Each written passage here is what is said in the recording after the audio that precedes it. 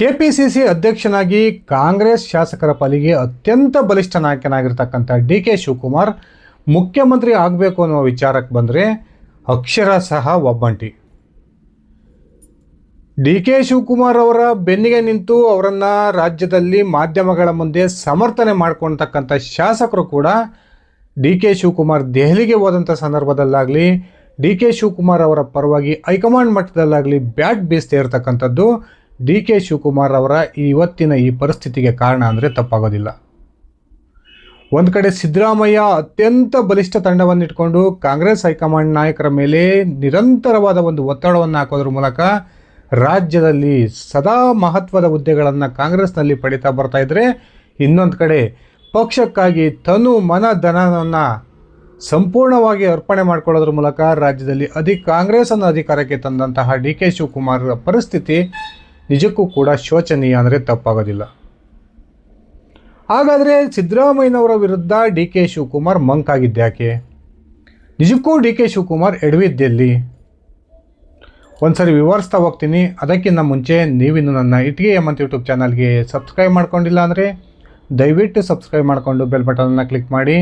ನಾನು ಕೊಡ್ತಕ್ಕಂಥ ಮಾಹಿತಿ ನಿಮ್ಗೆ ಇಷ್ಟ ಆಗಿದ್ದರೆ ಈ ವಿಡಿಯೋಗೆ ಲೈಕ್ ಮಾಡಿ, ಶೇರ್ ಮಾಡಿ, ಕಮೆಂಟ್ ಮಾಡಿ. ಸ್ನೇಹಿತರೆ, ಕಾಂಗ್ರೆಸ್ನ ಅತ್ಯಂತ ಬಲಿಷ್ಠ ನಾಯಕ ಡಿ.ಕೆ. ಶಿವಕುಮಾರ್. ಇದನ್ನು ಕಾಂಗ್ರೆಸ್ನಲ್ಲಿರ್ತಕ್ಕಂಥ 138 ಶಾಸಕರು ಕೂಡ ಒಪ್ತಾರೆ. ಕೆಪಿಸಿಸಿ ಅಧ್ಯಕ್ಷನಾಗಿ ರಾಜ್ಯದಲ್ಲಿ ಕಾಂಗ್ರೆಸ್ಸನ್ನು ಅಧಿಕಾರಕ್ಕೆ ತರೋದಕ್ಕೆ ಡಿ.ಕೆ. ಶಿವಕುಮಾರ್ ಅವರ ಶ್ರಮ ಸಾಕಷ್ಟಿದೆ, ಅದು ದೊಡ್ಡ ಮಟ್ಟದಲ್ಲೇ ಇದೆ.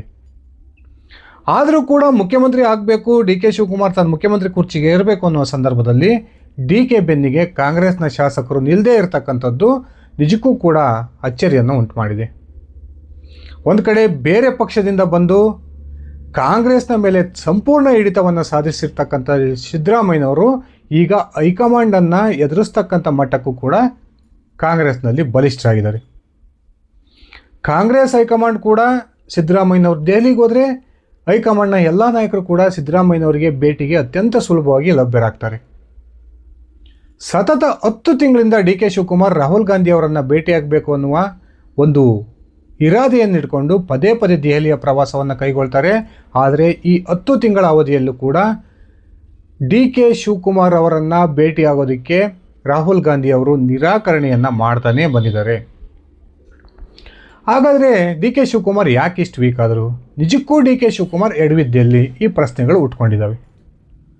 ಸ್ನೇಹಿತರೆ, ಡಿ.ಕೆ. ಶಿವಕುಮಾರ್ ಒಬ್ಬ ಬಲಿಷ್ಠವಾಗಿರ್ತಕ್ಕಂಥ ಪಕ್ಷದ ಅಧ್ಯಕ್ಷನಾಗಿದ್ದರೂ ಕೂಡ ಅವರು ಒಂದು ಸರ್ಕಾರವನ್ನು ಸ್ಥಾಪನೆ ಮಾಡೋದಕ್ಕೆ ಶಾಸಕರ ಬಲ ಬೇಕು. ಆ ಬಲವನ್ನು ತನ್ನ ಕಡೆ ಸೆಳೆದುಕೊಳ್ಳೋದಕ್ಕೆ ಸಂಪೂರ್ಣವಾಗಿ ವಿಫಲರಾಗಿದ್ದಾರೆ. ಸಿದ್ದರಾಮಯ್ಯನವರ ಬಲಕ್ಕೆ ನಿಂತಿರ್ತಕ್ಕಂಥ ಹಿರಿಯ ಕಾಂಗ್ರೆಸ್ ನಾಯಕರ ಪಟ್ಟಿಯನ್ನು ಒಂದ್ಸರಿ ನೋಡೋಣ. ಒಂದು ಕಡೆ ಸತೀಶ್ ಜಾರಕಿಹೊಳಿ, ಜಿ. ಪರಮೇಶ್ವರ್, ಎಚ್.ಸಿ. ಮಹದೇವಪ್ಪ, ಈ ರೀತಿ ಬೈರತಿ ಸುರೇಶ್, ಈ ರೀತಿ ಅನೇಕ ನಾಯಕರು ಸಿದ್ದರಾಮಯ್ಯನವರ ಬೆನ್ನಿಗೆ ನಿಂತು ಸಿದ್ದರಾಮಯ್ಯನವರ ಪರವಾಗಿ ಹೈಕಮಾಂಡ್ ಮಟ್ಟದಲ್ಲಿ ಏನೆಲ್ಲ ಲಾಬಿಯನ್ನು ನಡೆಸಬೇಕು ಅದನ್ನು ನಡೆಸ್ತಕ್ಕಂಥ ಒಂದು ಸಾಮರ್ಥ್ಯವನ್ನು ಹೊಂದಿದ್ದಾರೆ. ಒಂದು ವೇಳೆ ಕಾಂಗ್ರೆಸ್ ಹೈಕಮಾಂಡ್ ಸಿದ್ದರಾಮಯ್ಯನವರನ್ನು ಬಲವಂತವಾಗಿ ಕೆಳಗಿಳಿಸ್ತೀವಿ ಅನ್ನುವ ಒಂದು ತೀರ್ಮಾನಕ್ಕೆ ಬಂದರೂ ಕೂಡ ತನ್ನ ಹೈಕಮಾಂಡ್ನ ವಿರುದ್ಧವೇ ಸಿಡಿದೇಳ್ತಕ್ಕಂಥ ಒಂದು ಶಕ್ತಿ ಕೂಡ ಈ ಸಿದ್ದರಾಮಯ್ಯ ಬಣದಲ್ಲಿ ಗುರುತಿಸಿಕೊಂಡಿರ್ತಕ್ಕಂಥ ನಾಯಕರಿಗಿದೆ. ಆದರೆ ಡಿ.ಕೆ. ಶಿವಕುಮಾರ್ ಅವರ ಬೆನ್ನಿಗೆ ನಿಂತಿರೋರು ಯಾರು? ಎಲ್ಲ ಅನನುಭವಿ ಶಾಸಕರು. ಚನ್ನಗಿರಿಯ ಶಾಸಕ ಶಿವಗಂಗಾ ಬಸವರಾಜ್ ಇರ್ಬೋದು, ರಾಮನಗರದ ಶಾಸಕ ಇಕ್ಬಾಲ್ ಹುಸೇನ್ ಇರ್ಬೋದು, ಇನ್ನೊಂದು ಕಡೆ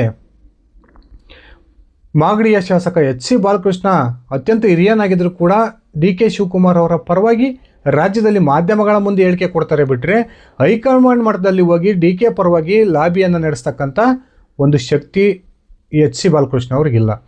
ಇನ್ನೊಂದು ಕಡೆ ಡಿ.ಕೆ. ಶಿವಕುಮಾರ್ ಅವರ ಸಹೋದರ ಸಂಬಂಧಿ ಕುಣಿಗಲ್ನ ರಂಗನಾಥ್, ಹಾಗೆಯೇ ತಿಪ್ಟೂರಿನ ಶಾಸಕ ಷಡಾಕ್ಷರಿ, ಈ ರೀತಿಯ ಶಾಸಕರ ಒಂದು ಗುಂಪನ್ನು ಇಟ್ಕೊಂಡು ಡಿ.ಕೆ. ಶಿವಕುಮಾರ್ ರಾಜ್ಯದ ಮುಖ್ಯಮಂತ್ರಿ ಆಗಬೇಕು ಅನ್ನುವ ಕನಸನ್ನು ಕಾಣ್ತಾ ಇದ್ದರು.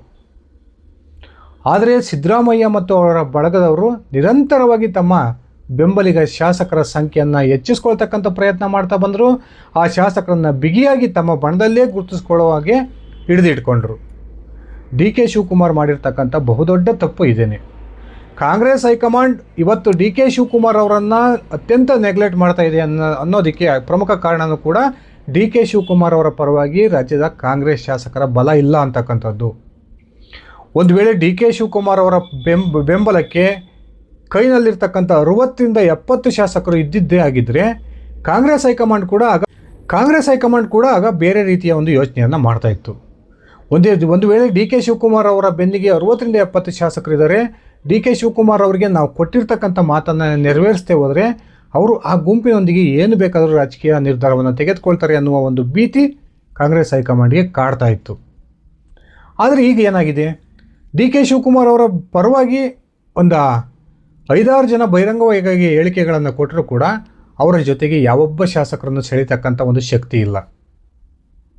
ಈ ಕಾರಣಕ್ಕೆ ಯಾಕಡೆಯಿಂದ ಯಾಕಡೆ ಲೆಕ್ಕ ಹಾಕಿದ್ರೂ ಡಿ ಕೆ ಶಿವಕುಮಾರ್ ಅವರ ಬೆಂಬಲಕ್ಕೆ ನಿಲ್ಬಹುದಾದಂತಹ ಕಾಂಗ್ರೆಸ್ನ ಶಾಸಕರ ಸಂಖ್ಯೆ 30 ದಾಟೋದಿಲ್ಲ. ಕಾಂಗ್ರೆಸ್ ಹೈಕಮಾಂಡ್ ಕೂಡ ಡಿ ಕೆ ಶಿವಕುಮಾರ್ ಅವರ ಈ ವೀಕ್ನೆಸ್ಸನ್ನು ನೋಡಿಕೊಂಡೇ ಸಿದ್ದರಾಮಯ್ಯನವರ ಬೆನ್ನಿಗೆ ನಿಂತಿರ್ತಕ್ಕಂಥದ್ದು. ರಾಹುಲ್ ಗಾಂಧಿ ಅವರು ಸಿದ್ದರಾಮಯ್ಯ ದೆಹಲಿಗೆ ಹೋದ ತಕ್ಷಣ ಅವ್ರಿಗೆ ಭೇಟಿಗೆ ಅವಕಾಶವನ್ನು ಮಾಡಿಕೊಡ್ತಾರೆ.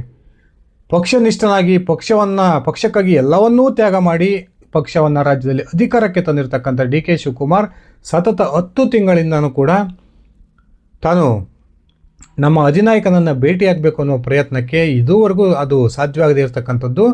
ನಿಜಕ್ಕೂ ಕೂಡ ರಾಜಕಾರಣದಲ್ಲಿ ಇದೆಲ್ಲ ಆಗುತ್ತಾ ಅನ್ನುವ ಪ್ರಶ್ನೆಗಳನ್ನು ಹುಟ್ಟಾಕಿದೆ. ಸ್ನೇಹಿತರೆ, ಡಿ ಕೆ ಶಿವಕುಮಾರ್ ಕೇವಲ ತನ್ನ ಹೈಕಮಾಂಡನ್ನು ನಂಬಿಕೊಂಡು ನಾನು ರಾಜ್ಯದ ಮುಖ್ಯಮಂತ್ರಿ ಆಗ್ತೀನಿ ಅನ್ನುವ ಲೆಕ್ಕಾಚಾರದಲ್ಲಿದ್ದರೆ ಸಿದ್ದರಾಮಯ್ಯ ಮತ್ತು ಅವರ ಬಳಗದವರು ಇದ್ಯಾವುದಕ್ಕೂ ಕೂಡ ತಲೆ ಕೆಡಿಸ್ಕೊಂಡಿರಲಿಲ್ಲ. ನಮ್ಮ ಜೊತೆ ಶಾಸಕರ ಬೆಂಬಲ ದೊಡ್ಡ ಸಂಖ್ಯೆಯಲ್ಲಿದ್ದರೆ ಹೈಕಮಾಂಡ್ಗೂ ಕೂಡ ನಾವು ಗುಟ್ರ ಹಾಕ್ಬೋದು ಅನ್ನುವ ಒಂದು ವಿಚಾರ ಅವ್ರಿಗೆ ಮೊದಲೇ ಗೊತ್ತಿತ್ತು. ಆ ಕಾರಣಕ್ಕೆ ಸಿದ್ದರಾಮಯ್ಯ ಮತ್ತು ಅವರ ಬೆಂಬಲಿಗರು ಕಾಂಗ್ರೆಸ್ ಶಾಸಕರ ಸಂಖ್ಯೆಯನ್ನು ನಿರಂತರವಾಗಿ ಹೆಚ್ಚು ಮಾಡ್ಕೊಳ್ತಲೇ ಹೋದರು. ಡಿ ಕೆ ಶಿವಕುಮಾರ್ ಪರವಾಗಿ ಗುರುತಿಸ್ಕೊಂಡಿರ್ತಕ್ಕಂಥ ಕೆಲವೊಂದು ಶಾಸಕರಿಗೆ ವಿಶೇಷ ಅನುದಾನವನ್ನು ಕೊಡೋದ್ರ ಮೂಲಕ ಅವರನ್ನು ಕೂಡ ಈಗ ಸಿದ್ದರಾಮಯ್ಯ ಬಳಗಕ್ಕೆ ಸೆಳೆದಿರ್ತಕ್ಕಂಥದ್ದು ಕಾಂಗ್ರೆಸ್ನಲ್ಲಿ ನಡೀತಿರ್ತಕ್ಕಂಥ ಇತ್ತೀಚಿನ ಬೆಳವಣಿಗೆ. ಇನ್ನೊಂದು ಕಡೆ ಸಿದ್ದರಾಮಯ್ಯನವರು ಮತ್ತು ಅವರ ಟೀಮ್ನ ಬೆದರಿಕೆ. ಒಂದು ವೇಳೆ ಸಿದ್ದರಾಮಯ್ಯನವರನ್ನು ಮುಖ್ಯಮಂತ್ರಿ ಸ್ಥಾನದಿಂದ ಕೆಳಗಿಳಿಸಿದ್ದೆ ಆದರೆ ಆಗ ರಾಜ್ಯ ವಿಧಾನಸಭೆಗೆ ಮಧ್ಯಂತರ ಚುನಾವಣೆ ಬರ್ಬೋದು ಅನ್ನುವ ಭೀತಿ ಕೂಡ ಕಾಂಗ್ರೆಸ್ನ ಸಾಕಷ್ಟು ಶಾಸಕರಿಗೆ ಕಾಡ್ತಾ ಇದೆ. ಇದೇ ಕಾರಣಕ್ಕೆ ಇನ್ನೂ 30 ತಿಂಗಳ ಅವಧಿ ಇದೆ, ಈಗಲೇ ಯಾಕೆ ನಾವು ರಿಸ್ಕ್ ತಗೊಳ್ಳೋಣ, ಸರ್ಕಾರ ಬಂದು 30 ತಿಂಗಳಾದರೂ ಕೂಡ ಒಂದೇ ಒಂದು ಅಭಿವೃದ್ಧಿ ಕೆಲಸಗಳನ್ನು ನಾವು ಕ್ಷೇತ್ರಗಳಲ್ಲಿ ಆಗಿಲ್ಲ. ಇಂತಹ ಪರಿಸ್ಥಿತಿಯಲ್ಲಿ ನಾವೇನಾದರೂ ಚುನಾವಣೆಯನ್ನು ಎದುರಿಸೋದೇ ಆದರೆ ನಮ್ಮ ಹೀನಾಯ ಸೋಲು ಖಚಿತ ಅನ್ನುವ ಒಂದು ಸ್ಪಷ್ಟ ಸೂಚನೆಗಳು ಕೂಡ ಕಾಂಗ್ರೆಸ್ನ ಬಹುತೇಕ ಶಾಸಕರಿಗೆ ಸಿಕ್ಕಿದೆ. ಆ ಕಾರಣಕ್ಕೆ ಈ ಯಾವ ಶಾಸಕರು ಕೂಡ ಡಿ ಕೆ ಬೆಂಬಲಕ್ಕೆ ನಿಲ್ಲೋದಕ್ಕೆ ರೆಡಿ ಇಲ್ಲ.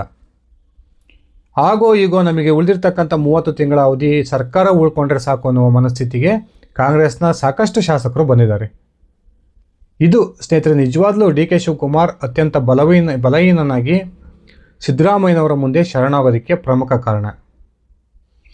ಈಗಾಗಲೇ ಸಿದ್ದರಾಮಯ್ಯನವರನ್ನು ಒಂದು ವೇಳೆ ಕೆಳಗಿಳಿಸಿದ್ದೇ ಆದರೆ ಸಿದ್ದು ಬೆಂಬಲಿಗರು ಮುಂದೆ ತಾವೇನು ಮಾಡಬೇಕು ಅನ್ನುವ ಎಲ್ಲ ಲೆಕ್ಕಾಚಾರಗಳನ್ನು ಕೂಡ ಹಾಕ್ಕೊಂಡು ಕೂತ್ಬಿಟ್ಟಿದ್ದಾರೆ. ಒಂದು ಕಡೆ ಇತ್ತೀಚೆಗೆ ಎಚ್ ವಿಶ್ವನಾಥ್ ಒಂದು ಮಾತನ್ನು ಹೇಳಿದರು, ಸಿದ್ದರಾಮಯ್ಯ ಬೆಂಬಲಿಗರು ಈಗಾಗಲೇ ಹೊಸ ಪಕ್ಷ ಕಟ್ಟೋತಕ್ಕಂಥ ಒಂದು ತಯಾರಿಯನ್ನು ನಡೆಸ್ತಾ ಇದ್ದಾರೆ, ಈ ವಿಚಾರ ಅವರೇ ಬಳಗದ ಸಾಕಷ್ಟು ನಾಯಕರಿಂದ ನನಗೆ ಗೊತ್ತಾಗಿದೆ ಅನ್ನುವ ಹೇಳಿಕೆಯನ್ನು ಕೊಟ್ಟಿದ್ದರು. ಆದರೆ ನಿಜಕ್ಕೂ ಡಿ ಕೆ ಶಿವಕುಮಾರ್ ಪಕ್ಷವನ್ನು ತೊರೆದು ಹೊಸ ಪಕ್ಷ ಕಟ್ಟತಕ್ಕಂಥ ಶಕ್ತಿಯನ್ನು ಇಟ್ಕೊಂಡಿದ್ದಾರಾ? ಈ ಪ್ರಶ್ನೆ ಕೂಡ ಉಟ್ಕೊಂಡಿದೆ.